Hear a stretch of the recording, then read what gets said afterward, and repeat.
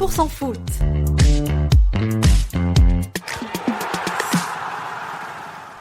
Bienvenue à vous, Amuriténois et Aveyronnais. Après Didier Santini, Aymeric Darbelé et David Moulin, j'ai le plaisir de recevoir dans le studio de RTR Guillaume Miquel, membre du staff du Rodez Aveyron Football en Ligue 2. Bienvenue à vous et merci d'avoir accepté l'invitation. Merci à toi, Robin. On va revenir ensemble sur votre parcours, mais pas seulement. 100% foot spécial Guillaume Miquel, c'est parti. Vous êtes un pur produit 100% aveyronnais. Vous avez grandi à Monteil dans l'ouest Aveyron. Vous avez un parcours guidé par la curiosité, l'envie de découvrir avec de nombreux clubs au compteur. Alors je vais les citer, vous me direz si c'est bon. La Fouillade, Aunay-le-Château, Castanet vers Toulouse, Paul Sabatier, aussi pareil vers Toulouse, Villefranche-de-Rouergue, Rodez et Rieux-Péou. On est pas mal là ? Ouais, très bien. Bon, il manque juste l'avenir montéillois. C'est au village, ça a commencé là. Bon, ça marche. Ouais, c'est top. Hein. Alors parlez-moi de votre carrière. Vous étiez quel type de joueur, quel style de joueur ? Milieu récupérateur au service de l'équipe.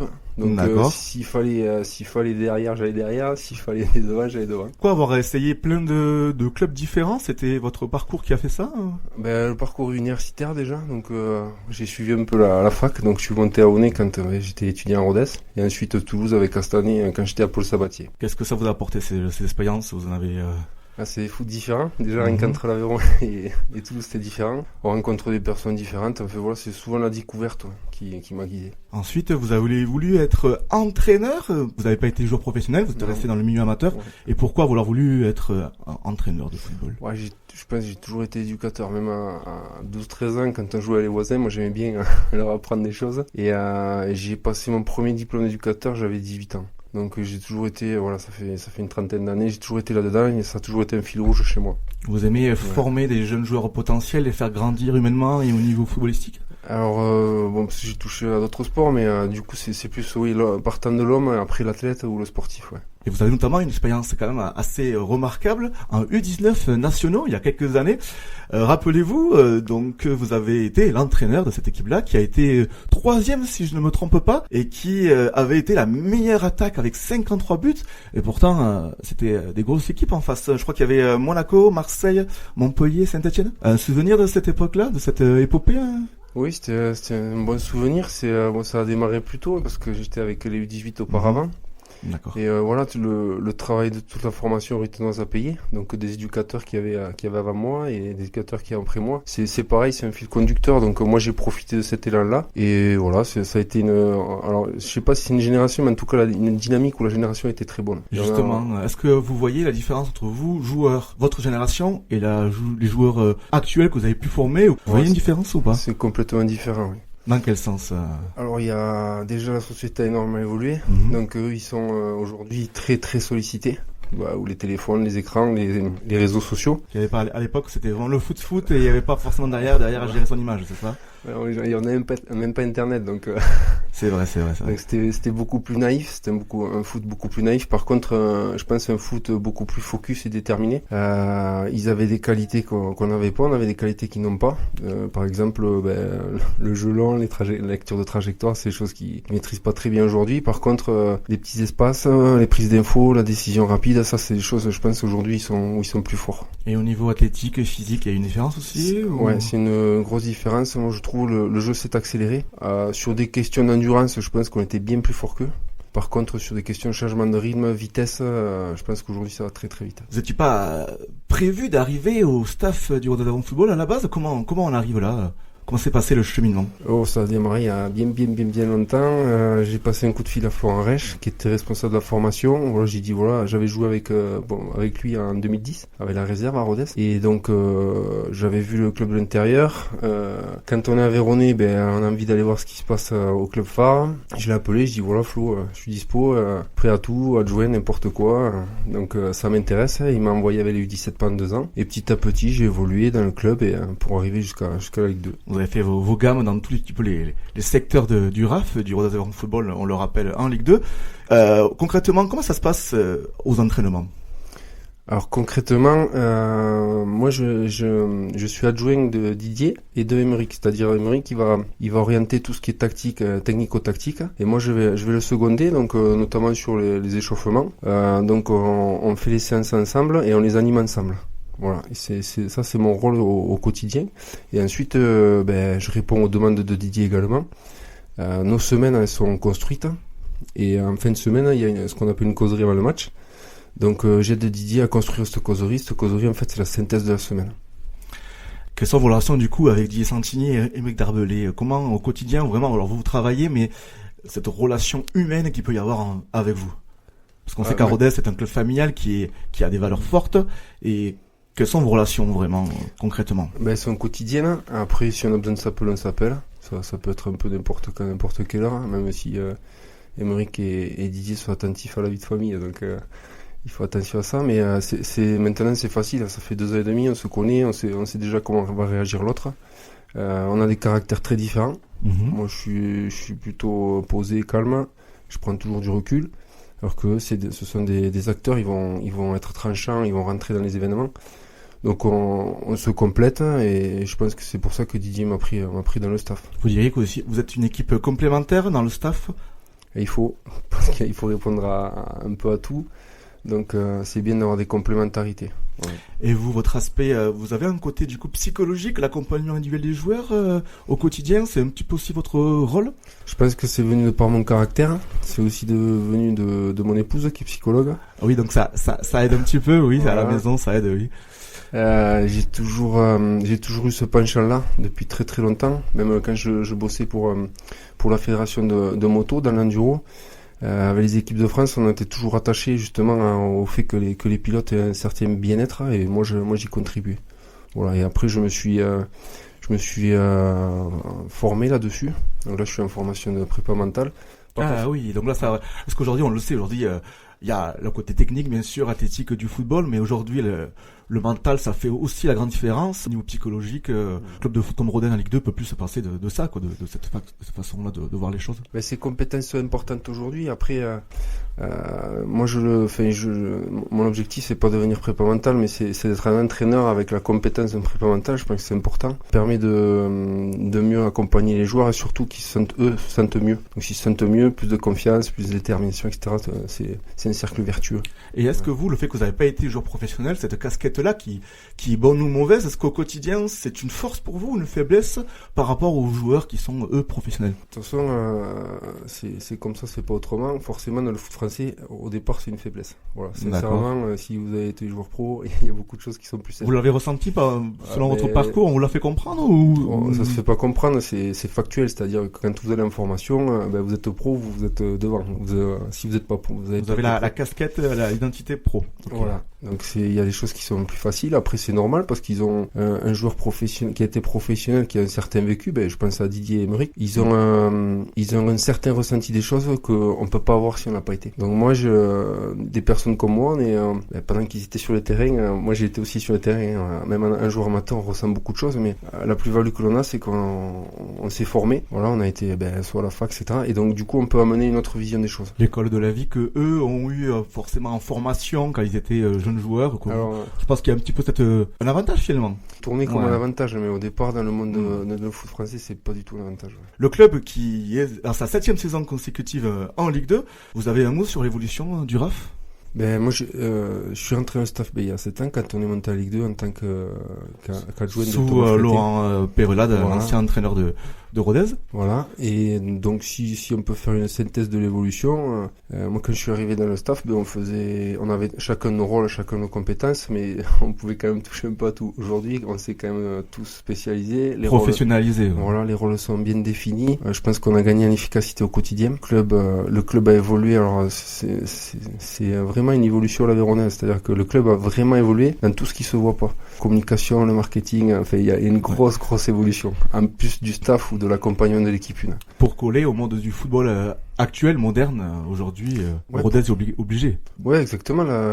Aujourd'hui, pour organiser un match de Ligue 2, ça demande quand même pas mal de boulot, de compétences, donc il faut quand même des gens qui soient là. Et justement, on voit cette évolution, notamment au niveau structurel, avec ce nouveau stade de Pau-Lignon, qui a été rénové pendant de nombreuses années. Qu'est-ce que vous pensez de ce stade, de cet outil de travail, de l'ambiance en général? Alors moi, je suis pas objectif. Allez-y, les auditeurs et supporters vous écoutent. Non, mais j'adore.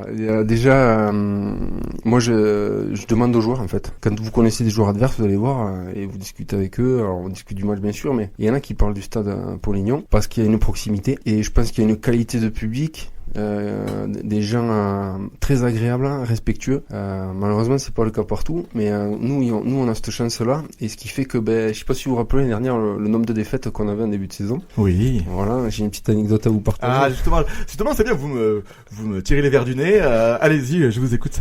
Pour vous montrer la qualité de notre public et de nos supporters, c'est que, en fait, moi, j'habite en ville, donc je rentre chez moi avec mon sac, et on est à la 5e défaite d'affilée.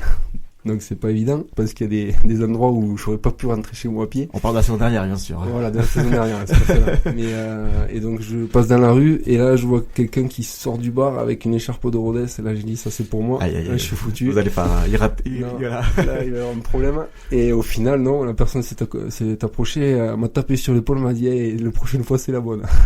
Rodez fêtera bientôt ses 100 ans. Vous serez toujours de la partie. Alors ça on sait pas. Là c'est la question piège quand même. Non, c'est pas la question piège, c'est en fait on suit l'évolution du club. Si on peut être pertinent pour le club, forcément moi je serai là, c'est sûr. Après si le club pense qu'il vaut mieux évoluer avec d'autres personnes, ça c'est. Est-ce que vous avez un super souvenir là, quelque chose qui vous a mis en tête là avec tous ces matchs passés à Rodez sur le banc et une qui est sympa, une sympathique. Mais sympathique. Ouais. Les tirs au but contre Paris FC. Ah, c'est pas le seul à avoir. Justement, c'est intéressant d'avoir votre avis sur cette. On le rappelle, du coup, ce moment historique quand Rodez avait été au barrage pour l'accession en Ligue 1 contre le Paris FC. Votre avis, du coup, que cette sensation, vous qui étiez au bord du terrain. On était au bord du terrain et je sais pas pourquoi, mais on était certainement trop sûrs de nous. Ouais. allez-y. Et quand on a 3 buts de retard sur une série de buts sur but, c'est cuit quoi. Je sais pas pourquoi on y a cru. J'arrive pas trop à comprendre. Alors, les deux équipes étaient fatiguées, c'était une fin de saison, donc est-ce que les choses sont différentes, je sais pas, mais en tout cas nous on a senti qu'on avait ce petit supplément d'âme, ce cœur qui allait faire que ça allait basculer pour nous. Aymeric Darbelé qui est passé à nos studios a également parlé de ce moment-là et il disait notamment qu'il y avait eu des liens très forts qui se sont créés à ce moment-là lors de cette causerie, tous ces moments un petit peu off dans le match et lors de cette séance de penalty, vous confirmez?